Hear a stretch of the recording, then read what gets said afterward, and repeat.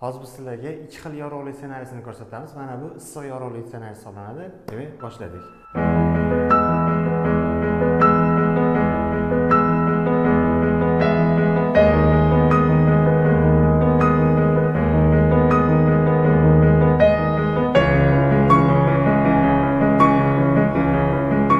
Hamma yaxshi ko'radigan, hamma tanlaydigan mana shu oq yorug'liklarni biz sovuq yorug'liklar deymiz. Hozir mana sizlarga ko'rsatamiz. Qani ketdik.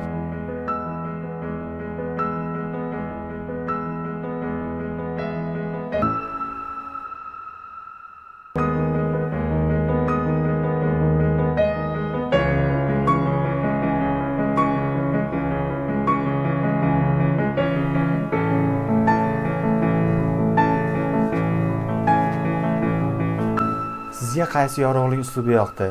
Javoblaringizni izohlarda kutamiz.